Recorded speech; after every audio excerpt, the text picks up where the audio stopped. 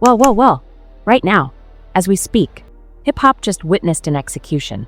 Not a diss track, an execution. Papoose just dropped Agent Provocateur. 5 minutes and 16 seconds of pure lyrical assassination. And 50 Cent. You got a serious problem. Because this isn't trolling. This isn't social media beef. This is a Brooklyn lyricist with 20 years of respect, coming for your entire legacy, your street credibility, your health, your money, your family, your government connections, everything. And before we go any further, you need to leave a like and subscribe right now, because the 50 Cent stans are going to try to bury this video. They're going to do everything they can to protect their king. But we're not letting that happen. This is the moment where Papoose reminded everyone why you don't disrespect Brooklyn legends, why you don't call respected MCs slurs, and why bars still matter more than memes. Let's get into this massacre.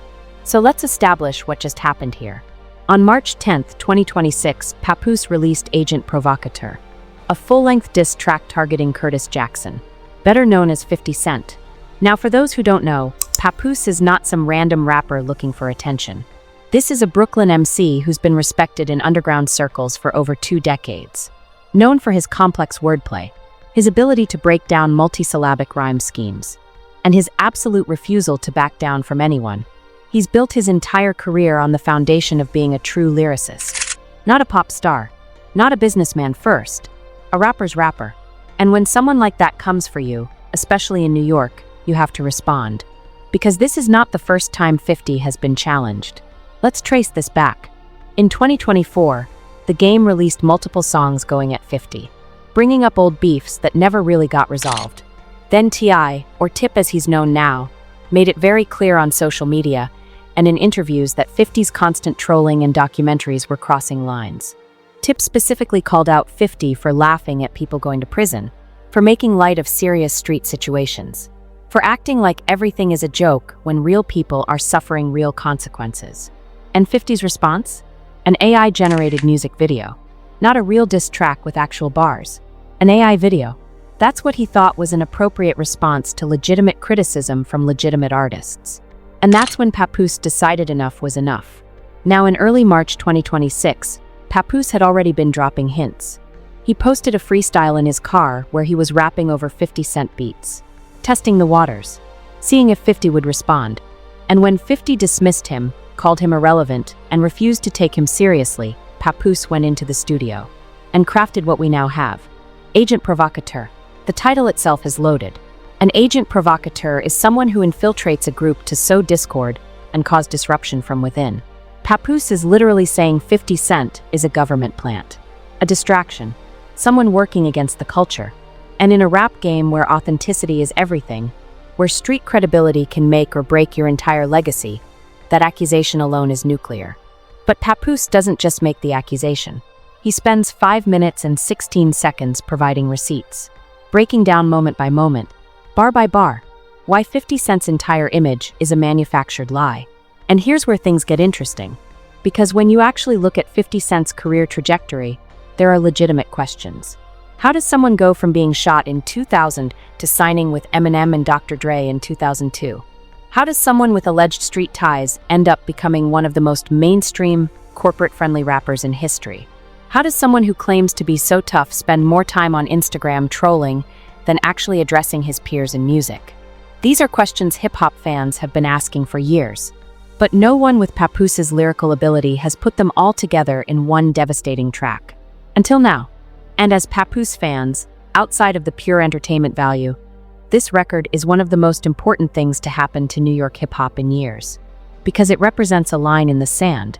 Real lyricism versus corporate manufactured image. Street authenticity versus entertainment brand. Brooklyn versus Queens. The old guard versus the new. And well, you can already see the results. And now where things really do get explosive is when you break down the actual content of what Papoose said. Because this is not a typical diss track where someone just says, "You're whack," over and over. This is surgical.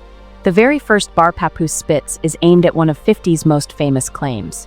His claim to fame was "I got shot 9 times, but the truth is he only got shot 5 times. Now let me break down why this is so devastating. 50 Cent's entire origin story is built on the fact that he survived being shot 9 times in 2000. That's what made him a legend before he even had a record deal. The myth, the survival story, getting shot 9 times and living to tell about it. That's what caught Eminem's attention. That's what made him seem invincible. That's what gave him the credibility to talk the way he talks. But Papoose is saying that's a lie. That 50 only got shot 5 times, not 9. And he fabricated the number because he wanted to have a better story than Tupac, who famously survived being shot 5 times in 1994. Now, whether this is factually true or not, the implication is absolutely devastating. Because if 50 lied about something that fundamental to his image, what else has he lied about? And Papoose doesn't stop there. He immediately follows up with another accusation. He was a crab in a barrel with an Eminem victim. Made himself famous by claiming he was a victim. This is a direct shot at 50's relationship with Eminem. Papoose is saying 50 only became famous because Eminem saved him. That without Slim Shady, Curtis Jackson would be nobody. That his entire career exists because a white rapper from Detroit decided to give him a platform. Not because of his talent, not because of his hustle, because he was positioned as a victim that Eminem could rescue. Now this touches on something that's been whispered about in hip-hop circles for 20 years. The idea that 50 Cent is more of a creation than an organic artist. That Dr. Dre and Eminem saw someone with a compelling story and molded him into a superstar.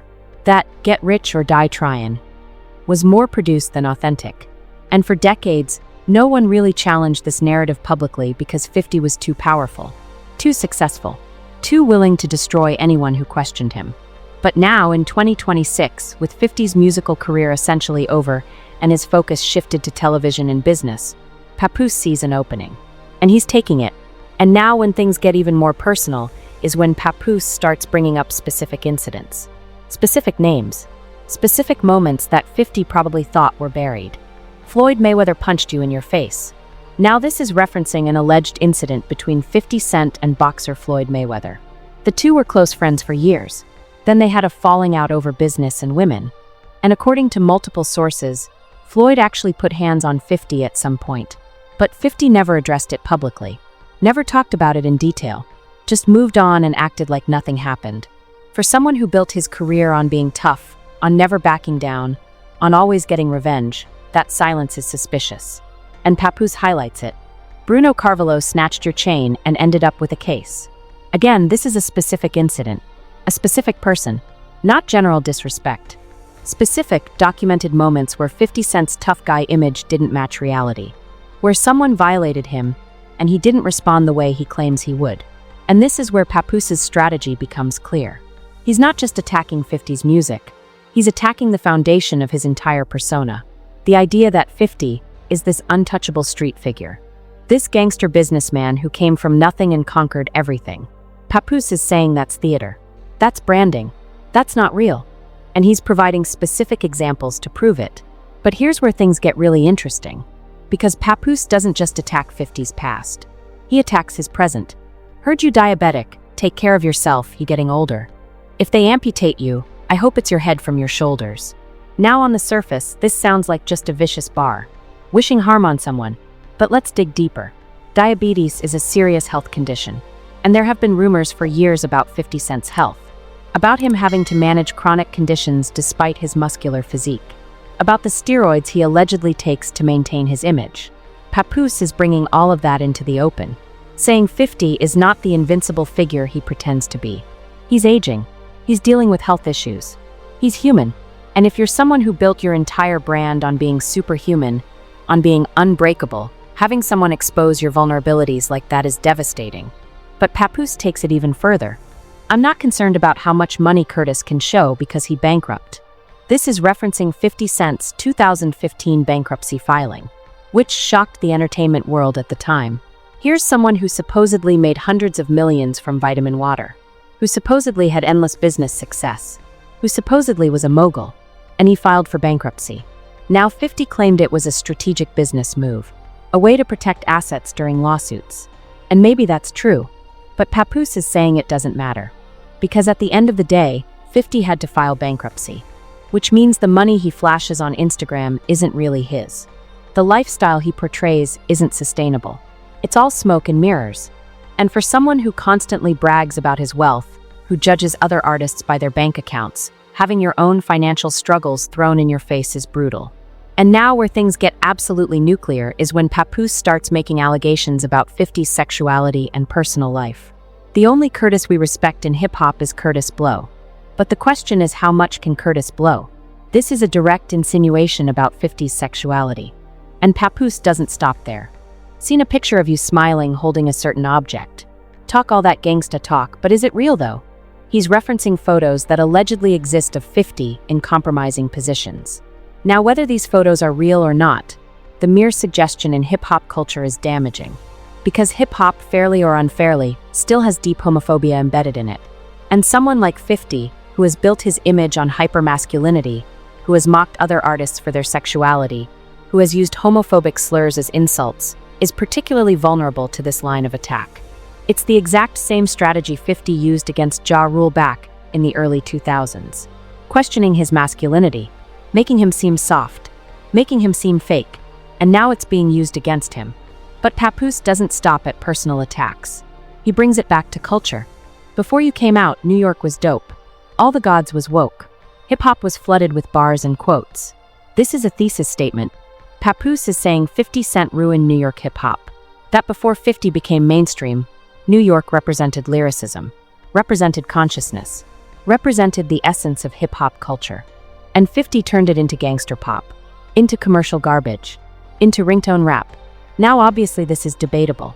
50's Get Rich or Die Tryin' is considered a classic by many. It sold millions of copies. It influenced a generation. But Papoose is representing a specific perspective. The underground, the purists, the people who believe hip-hop lost something essential when it became fully corporate. And 50 Cent represents that transition more than almost anyone. From street credibility to mainstream acceptance. From rap beef to reality TV. From mixtape culture to executive producer credits. Papoose is saying 50 sold out the culture and never looked back. And now when you look at 50's treatment of other artists, Papoose's accusations gain even more weight. You even hate on your own crew. Why you be dissing Lloyd Banks? Is it because he's nicer than you or because you just a snake? This is something hip-hop fans have noticed for years. 50 Cent has a pattern of falling out with people. Game, Young Buck, Lloyd Banks and Tony Yayo have had tension with him. Ja Rule obviously. The Lox, Jadakiss, Fat Joe, Cameron, the list goes on. And 50's explanation is always the same. They were disloyal. They were jealous. They didn't appreciate what he did for them. But Papoose is asking a different question. What if 50 is the problem? What if he's the one who creates conflict because he needs it? Because his entire brand is built on beef? Because without enemies, without drama, without controversy, he becomes irrelevant? This is a psychological profile disguised as a diss track. Papoose is saying 50 is an agent provocateur, not just politically but personally. He instigates. He manipulates. He turns people against each other. And then he profits from the chaos. Tony Montana the Great, you came from zero. I should step on you, you cockroach. This is a reference to 50's obsession with the movie Scarface and the character Tony Montana. 50 has repeatedly compared himself to Tony Montana, the immigrant who comes to America with nothing and builds an empire through violence and ruthlessness. But Papoose is saying that comparison is insulting to Tony Montana, because Tony Montana, for all his flaws, had a code. He had principles. He had loyalty. And 50 has none of that. 50 is a cockroach, something that survives by hiding, by scattering when the lights come on, by feeding off garbage. It's one of the most disrespectful comparisons you can make, and Papoose delivers it with absolute confidence. But now where Papoose really separates this from a typical diss track is when he brings in social and political dimensions. The US kidnapped the president of Venezuela while we was distracted by 50 Cent's propaganda. This is a reference to actual geopolitical events. And Papoose is suggesting 50 Cent is a distraction, a tool of the establishment, someone whose beef and drama keep the public focused on entertainment instead of real issues. Used to be a rat, now he's an agent provocateur. This is the thesis of the entire track. 50 Cent is not just an entertainer. He's an agent, someone who works for powers beyond hip-hop, whether that's the government, corporations, or just the entertainment industrial complex. He's a tool of division, a tool of distraction, a tool of cultural degradation. Now, is this conspiracy theory? Maybe, but it's also a legitimate critique of how hip-hop has been weaponized. How beef culture has been amplified by media corporations because it drives engagement. How artists who promote violence and division get more support than artists who promote unity and consciousness. And 50 Cent has absolutely benefited from that system. His entire career has been built on beef, on controversy, on division. So Papoose asking whether that's organic or manufactured is a valid question. YouTubers working for him if he gives them a chance. Some of them will literally perform oral sex through his pants. And here Papoose addresses something that's become increasingly obvious in 2026. The hip-hop media ecosystem is compromised. Certain channels, certain personalities, certain platforms only cover certain artists in certain ways. They protect their favorites. They attack their enemies. They shape narratives. And 50 Cent has mastered this game. He cultivates relationships with media figures. He gives them access. He gives them content. And in return, they defend him no matter what. They amplify his message. They attack his opponents. Papoose is saying these media figures have no integrity. They're not journalists. They're not critics. They're servants. And this is something real hip-hop fans need to wake up to. The media you consume is not neutral. It's shaped by access, money, and relationships. And if you're getting all your information from sources that are compromised, you're not getting the truth. You're getting propaganda. And now when you break down Papoose's delivery and technique on this track, you realize this isn't just a diss. This is a masterclass in lyricism. 5 minutes and 16 seconds. No hook, no chorus, no breaks, just continuous bars, multisyllabic rhyme schemes, internal rhymes, double entendres, historical references, political commentary, personal attacks, all woven together seamlessly. This is the kind of rapping that 50 Cent simply cannot compete with. Because 50's strength was never complex lyricism. His strength was simplicity, catchy hooks, memorable punchlines. But in a bar-for-bar lyrical battle, 50 would get destroyed by someone like Papoose. And Papoose knows this. That's why he structured the track this way. To show the contrast. To show what real MCing looks like. To remind people what hip-hop is supposed to be. He has a lot of wingspan because this individual is a bird. The closing line, calling 50 a bird. In street terminology, a snitch. An informant. Someone who talks to police. Someone who betrays the code. And Papoose has been building to this moment the entire track. Every accusation. Every example. Every bar. All pointing toward this conclusion. 50 Cent is not who he claims to be.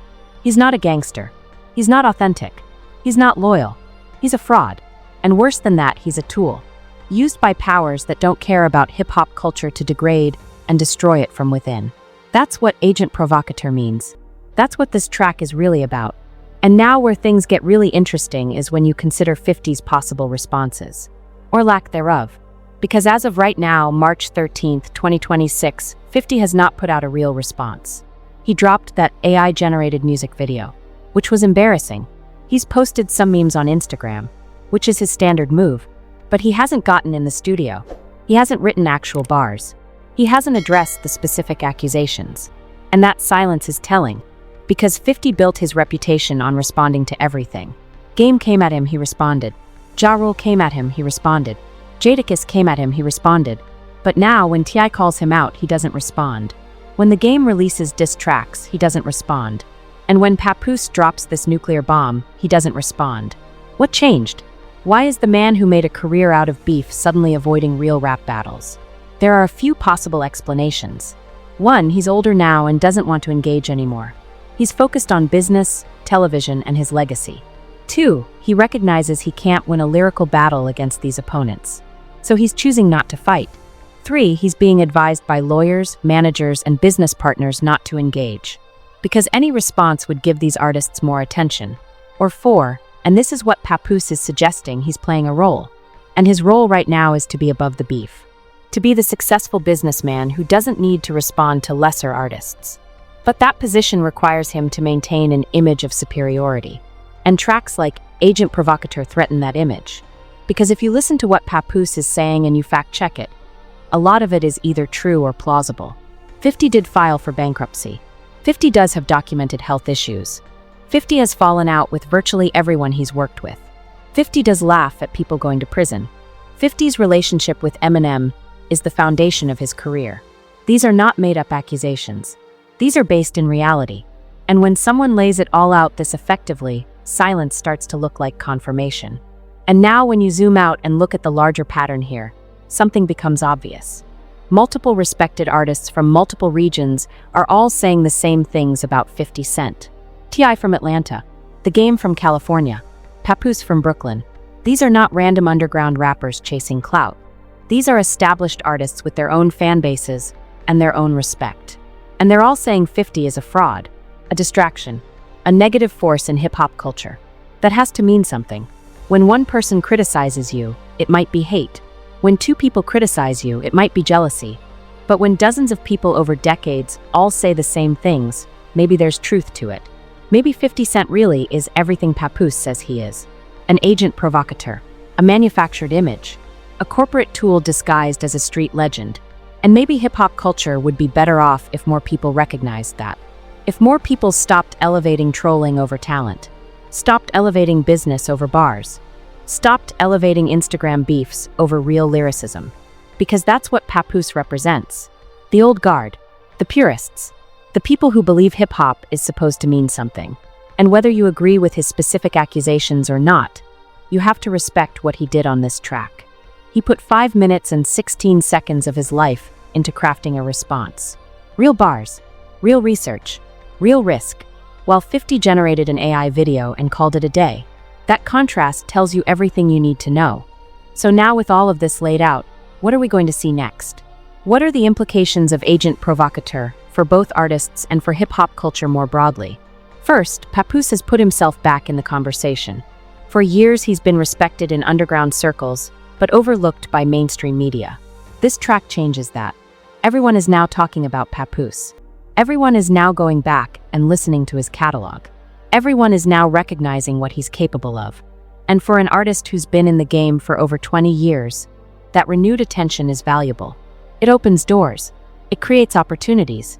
It reminds people why he's considered one of the best pure MCs in New York.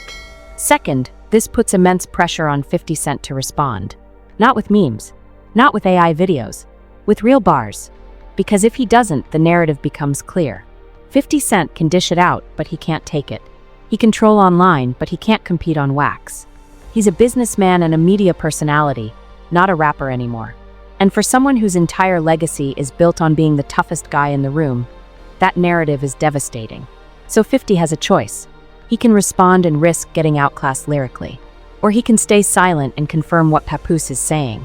Either way, he loses something. Third, this is going to have implications for how hip-hop media covers these situations. Because as Papoose pointed out, there are certain platforms and certain personalities who are compromised, who only present one side, who protect certain artists while attacking others. And real hip-hop fans are getting tired of it. They want honest analysis. They want both sides presented fairly. They want media figures who have integrity. And tracks like this force that conversation. Fourth, this continues a larger trend we're seeing in 2026. The old guard pushing back against corporate hip-hop. T.I., The Game, Papoose, and others are all saying enough is enough. They're not going to sit quietly while the culture gets commercialized and degraded. They're going to speak up. They're going to call out the frauds. They're going to demand better. And that's healthy for hip-hop. Because hip-hop needs tension.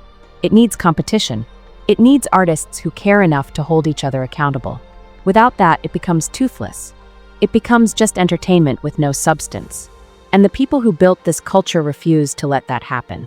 Fifth, this is going to inspire other artists.